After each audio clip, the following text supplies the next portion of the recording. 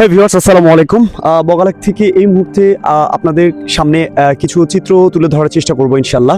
So আমরা আসছি বগুড়া সুনামধন্য একটি প্রতিষ্ঠান rising star tours and travels, যেটি নর্থ বেঙ্গলে বগুড়াতে আমাদের অবস্থিত। এবং শুধু নর্থ বেঙ্গলের ট্রাভেলস লাভার আছেন তারাই শুধু ঘুরতে পারবেন এমনও কিছু না, সারা বাংলাদেশের যে কেউ আমাদের সাথে পার্টিসিপেট করতে পারবেন, domestic also international tour. So এই মুহূর্তে আমি আছি বগালেকের যে আসলে এখানে একটা ভাস্কর্য বা মূর্তি আছে, এই মূর্তিটা দেখে আমি কিছুটা মানে আপনাদেরকে এই বগালেকের কিছু হিস্ট্রি বা এটার ঐতিহাসিক কিছু জিনিস আপনাদেরকে জানানোর চেষ্টা করব। তো আমাদের এখানে লোকাল যে ট্যুরিস্ট যে গাইড আছে, আমার ওই সম্মানিত যে ট্যুরিস্ট গাইড আঙ্কেল আছে, ওই আঙ্কেলের কাছ থেকে আপনাদেরকে আজকে বগালেকের কিছু হিস্ট্রি আপনাদের কাছে তুলে ধরার চেষ্টা করবো এই ভিডিওতে। দেখেন, এই জায়গাতে কিন্তু আমাদের যারা ট্যুরিস্ট আছে তাদের জন্য কিছু করণীয় বা বর্জনীয় যে বিষয়গুলো আছে সেগুলো কিন্তু এখানে সুন্দর করে তুলে ধরা হয়েছে। আর আমার পিছনে দেখতে পাচ্ছেন যেগুলো, এগুলো হচ্ছে আসলে রিসোর্ট বা কটেজ। আপনার ফ্যামিলি নিয়ে বা ফ্যামিলি হাজব্যান্ড ওয়াইফ অথবা বাবা মা ফ্রেন্ড সার্কেল সবাই মিলে আসতে পারবেন। এখানে পিছনে কিন্তু সুন্দর রিসোর্ট আছে যেখানে বসে আপনি লাঞ্চ করতে পারবেন, এবং অনেকে গোসল করছে এই বগালেকে। আর বগালেকে কিন্তু একটা টুইস্ট আছে যেটা হচ্ছে ফ্রিতে একদম আপনি স্পা পাবেন, মানে ফিজ থেরাপি যেটা। হ্যাঁ, সো এই ভিডিওতে আপনারা পেয়ে যাবেন ইনশাল্লাহ ফিজ থেরাপিটা। তো চলুন সরাসরি আমরা চলে যাই আমাদের লোকাল যে ট্যুরিস্ট আছে, আমরা তার কাছ থেকে বগালেকের সম্পর্কে একটু শুনবো। আসসালামু আলাইকুম। এটা বগালেকের কাহিনীটা হচ্ছে, এটা অনেক পুরাতন, 30 বা 40 বছরের আগের একটা কথা।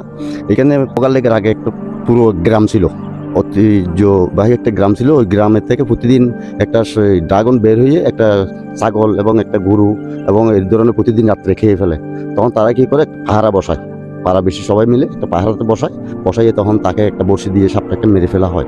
মেরে ফেলার পর তখন তারা যখন রান্না করতে গেছে, তখন 80 বছরের বৃদ্ধ এবং বুড়ি ছিল দুজন। অবশ্য তাদের কাছে যখন তারা রান্না করতে যায়, বলে যে আমাকে রান্না করো না, আগুনে যখন দিতে যায় আগুন দিও না, ওইভাবে একটা গাইবে আওয়াজ।